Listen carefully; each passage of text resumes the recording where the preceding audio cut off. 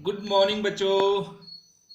बेटा आज जो हमारा नेक्स्ट टॉपिक है वो है acceleration of a body down a rough incline plane. ठीक है, कोई प्लेन होगा जो इंक्लाइंड होगा, किसी ना किसी एंगल पे होगा हॉरिजॉन्टल के साथ, उसके ऊपर कोई बॉडी रखी होगी। जब वो बॉडी नीचे को एक्सेलरेट करेगी बेटा, नीचे को मूव करेगी अपने वेट के कारण, तो उसके अंदर कितनी एक्सेलरेशन आती है वो निकालेंगे बेटा। मान लो ये बॉडी है बेटा, जो एक इंक्लाइन प्लेन है उसके ऊपर रखी हुई है, और जो इंक्लाइन प्लेन है इसकी जो इंक्लाइनेशन है थीटा है बेटा, और थीटा जो है it is greater than alpha. Alpha मतलब अल्फा में एंगल ऑफ रिपोज बोलते हैं, मतलब एंगल ऑफ रिपोज से ज्यादा है। एंगल ऑफ रिपोज पे तो क्या होता है बेटा, जो बॉडी रखी जस्ट बिगिंस टू स्लाइड, मतलब उसी टाइम थोड़ा सा स्लाइड करने की कोशिश करती है। लेकिन जब उससे बड़ा होगा तो क्या बॉडी नीचे को एक्सेलरेट करे बेटा, किसी ना किसी एक्सेलरेशन से। मान लो ये नीचे को कितनी एक्सेलरेशन से एक्सेलरेट करे बेटा, नीचे को ए से, क्योंकि मान लो बेटा इस बॉडी का मास m है और ये इस सरफेस ए बी के ऊपर रखी हुई है इंक्लाइन प्लेन के ऊपर, जो कितना डिग्री के एंगल में है, theta, with the horizontal and which is greater than angle of repose. तो ये मान लो देखो इसका वेट कहाँ एक्ट कर रहा है, mg वर्टिकल डाउनवर्ड, और रिएक्शन कहाँ होगा बेटा, इस जिस प्लेस इस सरफेस के ऊपर होता है बॉडी, उस सरफेस के ऊपर नॉर्मल लगती है, नॉर्मल रिएक्शन।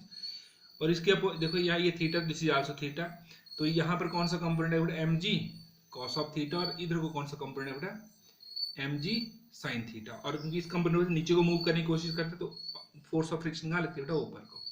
अब ऑब्जेक्ट जो हो, जो थीटा है greater than angle of repose, तो अब ये जो ये कंपोनेंट होगा ये फोर्स ऑफ फ्रिक्शन से ज्यादा होता है तो नीचे को एक्सेलरेट करता है। मान लो कितनी एक्सेलरेशन एक्सेलरेट करे ऑब्जेक्ट ए से। ठीक है, तो जैसे वही when a plane inclined to horizontal at an angle theta which is greater than angle of repose, body placed on it slide on with an acceleration a. अब this as is clear from the diagram, तो आपको r देखो, r ना ही body ऊपर jump करी ना ही नीचे जा रही, तो मतलब r किसको बैलेंस कर रहा है, mg cos ऑफ थीटा को, तो मतलब r is equal to mg cos of theta, इसकी इक्वेशन नंबर 1।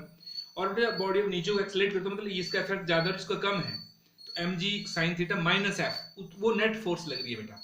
जैसे मान लो ये 100 न्यूटन है, ये 200 है, 200 माइनस 100, या ये 150 है, ये 100 है, तो डेढ़ कितनी फोर्स है, 150 माइनस मतलब 150 माइनस 100 50, तो नेट 50 न्यूटन नेट फोर्स से वो नीचे को मूव करेगा। ठीक है, तो net force acting on the body down the inclined plane, net force F से लिख रहे हैं बेटा, mg sin theta minus F, F मतलब फोर्स ऑफ फ्रिक्शन से ज्यादा हो, और एफ है बेटा हमने ये मान लिया कि कितने एक्सेलरेशन से एक्सेलरेट कर रहा है ए से, तो कितने फोर्स होगी बेटा, नेट फोर्स, क्योंकि इसका बॉडी का मास m है तो m into A, F net force लिखकर m into A which is equal to वही mg sin थीटा माइनस, क्योंकि बेटा f जो हमें पता है f अपॉन r क्या होता है, म्यू कोएफिशिएंट ऑफ फ्रिक्शन, तो यहाँ पे म्यू f कितना आएगा, म्यू इंटू r। अब यहाँ पर बॉडी एक्चुअली मूव करे तो यहाँ पर आप इसको k भी लिख सकते हैं, म्यू k मतलब कोएफिशिएंट ऑफ काइनेटिक फ्रिक्शन, तो म्यू इंटू r, k की जगह पर कोएफिशिएंट ऑफ काइनेटिक फ्रिक्शन लिखा मैंने r, और r कितना है बेटा हमारे पास, mg cos of theta. Next time में बेटा r की वैल्यू पुट कर दी हमने, बाकी वैसे ही रखा, म्यू के mg cos ऑफ थीटा। फिर बेटा यहाँ इन दोनों में क्या कॉमन है, mg कॉमन है, sin थीटा माइनस म्यू के cos ऑफ थीटा, मास से मास क्या बेटा कैंसर, तो a is equal to g into sine theta minus mu के cos ऑफ थीटा। अब देखो बेटा a जो इसके बराबर, अब देखो g होता है 9.8, अब 9.8 को अगर 1 इस जो ये वेक्टर है sin थीटा माइनस म्यू के cos ऑफ थीटा, इसकी वैल्यू अगर 1 आती है तो वो ये ए जी के बराबर है, लेकिन इसकी वैल्यू बेटा 1 नहीं आएगी, क्योंकि यहाँ पर देखो थीटा के 90 से कम है। ठीक है, 1 तभी आएगा जब थीटा कितना होगा बेटा 90 डिग्री, तब तो वर्टिकल तब 90 होगा, तो मतलब ये प्लेन कैसे होगा, ऐसे, तो बॉडी फिर फ्रीली फॉल करेगी। अब किसी न किसी एंगल पे है तो ये क्या होगा बेटा, पॉइंट्स में आएगा, इसमें से इसको घटाएंगे तो अब ये पॉइंट मतलब ये जो ये चीज है ये 1 से कम होगी बेटा, इसकी जो वैल्यू है वो 1 से कम होगी। जब हम किसी चीज को बेटा 1 से कम मतलब पॉइंट से मल्टीप्लाई करते हैं तो वो उससे भी कम वैल्यू आती है। ठीक है, तो मतलब जो a जो है वो g से क्या आएगा, छोटा आएगा। क्लियरली इस डाइस से पता चलता है कि a is less than g, मतलब acceleration of the body on a rough या down a rough inclined surface is always less than acceleration due to gravity. Clear हो गया बेटा, तो ये था बेटा topic acceleration of a body down a rough inclined plane. Clear हो गया बेटा। अब इसके बाद जो है हमारे पास ये है बेटा next topic, friction is a necessary evil. मतलब फ्रिक्शन क्या है, हमारे लिए बहुत जरूरी है और साथ में इवल भी है। इवल मतलब हार्मफुल भी है, मतलब या आप बुराई भी बोल सकते हैं, हार्मफुल है जो मतलब कोई ना कोई एक्स्ट्रा हमसे उसके मतलब उसका कोई फायदा नहीं है हमें। ठीक है, जरूरी भी और वो क्या है, हार्मफुल भी है। लेकिन कैसे, देखो बेटा नेसेसरी कैसे है, friction is necessary because we can not do anything without friction, क्योंकि it is necessary because we can not do anything without it, हम इसके बिना कुछ भी नहीं कर सकते हैं बेटा, ठीक है। फॉर एग्जाम्पल आप दे सकते हैं friction is a necessity because हम we can not walk without friction, मतलब walking will not be possible without friction. जो हम ब्रेक लगाते हैं गाड़ियों में वो भी नहीं लगेंगे, brakes of the vehicle will not work without friction, ठीक है, क्योंकि गाड़ियों में ब्रेक लगाते हैं ना, वो पैडल शू किसको, रिम को टच करता है, उसको रोकता है, और जो टायर होते हैं वो टायर और ग्राउंड के बीच में फ्रिक्शन होता है बेटा, वो फ्रिक्शन नहीं होगा तो गाड़ियां स्किड करेंगी, ब्रेक ऑपरेट नहीं होगी, ठीक है। तो ब्रेक नहीं लगेगी तो बेटा हमारा काम नहीं चलेगा। राइटिंग, अगर हम लिखना चाहते हैं, लिख रहे हैं, तो जैसे मैं लिख रहा हूँ तो पेन और इस बोर्ड के बीच में क्या फ्रिक्शन है, आप पेपर पे लिखते हैं तो पेपर और बॉल पेन के बीच में क्या होता है, फ्रिक्शन होता है बेटा, ठीक है। तो अगर उनमें फ्रिक्शन नहीं होगा तो उसमें हम लिख नहीं पाएंगे, तो मतलब राइटिंग ऑन द बोर्ड और paper will not be possible without friction. और बेटा हम मोशन को ट्रांसफर करते हैं from one part of the machinery to another part. हमने एक इलेक्ट्रिक मोटर पढ़ी है बेटा आप लोगों ने, और जब उसी मोटर का यूज, एक मोटर के साथ क्या लेते हैं, पुली को एक बेल्ट के जरिए बेटा उस मोशन को किसी और मशीनरी के पार्ट में यूज, जैसे हम आटा चक्की है तो मोटर होती है, मोटर पट्टे के साथ मतलब बेल्ट के साथ जुड़ी होती है, और बेल्ट किसके ऊपर होती है, पुली के ऊपर, और वो उस आटे चक्की की पुली के साथ जुड़ी होती है बेटा, तो फिर उस मोटर के साथ वही मोशन आगे से आगे ट्रांसफर होता है बेटा। तो अगर फ्रिक्शन नहीं होगा तो ये मोशन भी ट्रांसफर नहीं होगा, ठीक है। और साथ में बेटा हम नट और बोल्ट्स को क्या टाइट करते हैं, मशीनरी के डिफरेंट पार्ट को नट और बोल्ट्स क्या टाइट करते हैं। अगर नट्स और बोल्ट्स में अगर फ्रिक्शन नहीं होगा तो हम उनको भी टाइट नहीं कर सकते, ठीक है। Nuts and bolts for holding the parts of machinery together will not work without friction. अब हम माचिस जलाते हैं बेटा घरों में, तो मैच स्टिक और जो मैच बॉक्स है उसके बीच में क्या होता है, फ्रिक्शन, और उन दोनों में फ्रिक्शन नहीं होगा तो क्या होगा, मैच स्टिक नहीं जलेगी, मतलब we can not light a match stick without friction.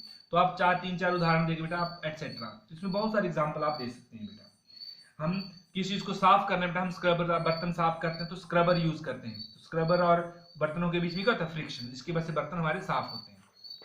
अगर फ्रिक्शन होगा तो वो भी साफ नहीं हो पाएंगे बेटा। हम दो पेपर आप गोंद से चिपकाते हैं किसी चीज को, तो गोंद से भी तभी चिपकती है बेटा, जो गम है, ठीक है, या फेविकोल है, तभी चिपकेगा बेटा अगर उनके बीच में क्या होगा, दो पेजेस, जो दो बॉडी के बीच में फोर्स ऑफ फ्रिक्शन होगा, क्लियर।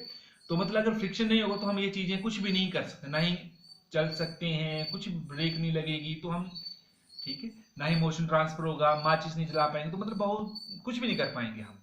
तो मतलब फ्रिक्शन हमारे लिए क्या बहुत ही जरूरी है, चलना उठना फिरना, ठीक है। अब बेटा ध्यान दो, अब इवल कैसे हुआ हमारे लिए, बुराई कैसे है, क्योंकि बेटा जब फ्रिक्शन है वो अपोज करता है रिलेटिव मोशंस को, ठीक है। जब अपोज करता है रिलेटिव मोशन को तो हमें क्या करना पड़ता है बेटा, जैसे हमें पता है, जैसे यही बॉडी है, कोई बॉडी है ये, इसको मूव करवाना है इधर को, तो पहले इधर को बेटा जो लिमिटिंग फ्रिक्शन उससे ज्यादा फोर्स लगानी पड़ती है। जैसे हमने मान लो लिमिटिंग फ्रिक्शन 200 न्यूटन है, तो इसके ऊपर कितनी लगानी पड़ी, 201 लगानी, तब जाके मूव करेगा, ठीक है। तो मतलब फिर कितने नेट फोर्स से मूव करेगा, 1 न्यूटन से।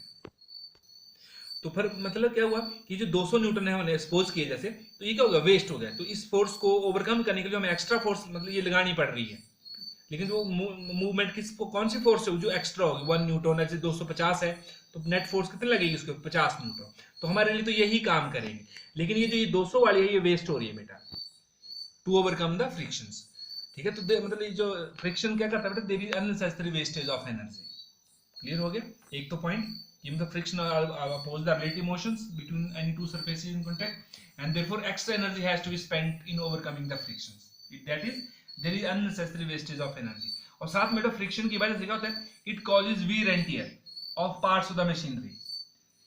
जैसे हम wear and tear का मतलब कि जैसे हम चप्पल पहनते हैं बेटा घरों में, हम शूज पहनते हैं, जब चलते रहते काफी टाइम बाद वो घिस जाते हैं, उनके शूज जो सोल होता है घिस जाता है। वैसे टायर होते हैं वो भी क्या होते हैं बेटा, घिस जाते हैं काफी लंबे समय, फिर वो चेंज करने पड़ते हैं। तो वो वही है, उसी टाइप का बेटा वियर एंड टियर, वही जो डिफरेंट पार्ट्स ऑफ मशीनरी है, जब वो काम करें तो उनके पार्ट्स में क्या होता है, वियर एंड टियर रहता है, घर्षण के कारण वो घिस जाते हैं, जिसके कारण क्या होगा बेटा, उनकी लाइफ कम हो जाती है। और साथ में बेटा फ्रिक्शन के बाद friction also causes heating effect, and that also reduce the life of the machinery, ठीक है। तो ये पार्ट तो वो क्या है बेटा, जो फ्रिक्शन है मतलब उसकी वजह से ये पार्ट, अगर फ्रिक्शन होगा तो ये भी चीजें वियर एंड टियर नहीं होगा, ठीक है। लेकिन बेटा अब फ्रिक्शन नहीं होगा तो ये चीजें नहीं हो पाएंगी, तो इन चीजों, ठीक है।